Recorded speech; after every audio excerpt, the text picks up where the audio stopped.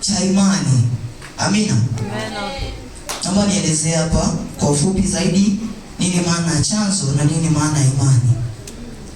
Tunapozungumzia neno chanzo, ni asili ya kitu au jambo fulani. Lakini kwa tafsiri nyingine, maana ya chanzo ni kisababishi cha jambo au kitu fulani. Amina.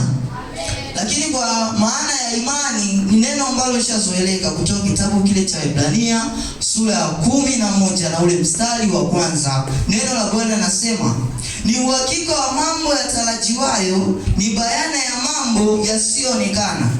Kwa imani, elewa ya kwamba ni uhakika. Yaani ukiwa na uhakika wa kitu fulani, ujue kwamba una imani nacho. Amina. Amen. Waebrania inaelezea vizuri ya kwamba imani maana yake ni uhakika. Unaweza ukajiuliza kwamba nini chanzo cha imani? Lakini leo nataka nikwambie ya kwamba chanzo cha imani ni kusikia. Amina. Jana tumeelezewa kuhusiana kusikia sauti ya Mungu. Tukaelezewa na faida za kusikia sauti ya Mungu. Tukaelezewa faida ya kwanza ya kusikia sauti ya Mungu, kizazi chako kitabarikiwa. Utabarikiwa vijijini na mjini. Amina. Amen.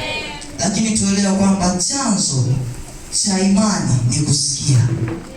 Swali kwako, je, unasikia nini? Nini unachosikia ndani yako? Unasikia kukata tamaa? Unasikia ndani yako kushindwa? Unasikia ndani yako kutoweza kufanya kitu chochote? Ndicho ambacho unasikia ndani yako. Je, unasikia ndani yako ni kufanya huduma? Je, unasikia ndani yako ni kutumika mbele za Bwana? Unasikia nini? Mungu anasema na mtu. Amina. Si anaposema na mtu, unajua unaweza ukasikia lakini usifanye hatua yoyote. Yona alisikia kwamba Mungu amempa kazi ya kufanya lakini hakuifanya. Lakini Ibrahimu, Bwana alipomuita akamwambia Ibrahimu, toka katika nchi ile ambayo wewe umezaliwa, nenda kwenye nchi ambayo huijui. Ibrahimu alisikia sauti ya Bwana na kuchukua hatua. Huo ndio tofauti kati ya Ibrahimu na Yona. Na ndio maana tunamuita leo Ibrahimu ni baba wa imani. Maana kwa Kristo leo ni vigumu. Nitoke hapa Mwanza unipeleke Dodoma, sina ndugu, sina chochote mfukoni, ni kitu ambacho ni kigumu. Lakini kwa Ibrahimu ilikuwa ni tofauti. Amina. Amen. Chanzo cha imani ni kusikia. Najua kwamba wewe kufika leo mahali hapa umesikia neno la Mungu kutoka kwa mtumishi fulani. Inaweza kama umesikia mahubiri kupitia redioni.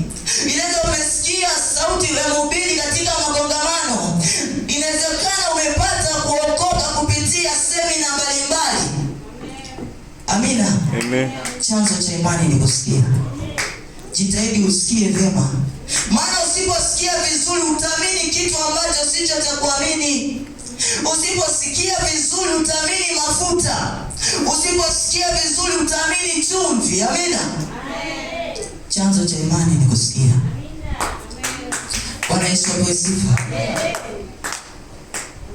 Tusome Waebrania sura ya 4 na ule mstari wa 2. Waebrania sura ya 4 na mstari wa 2.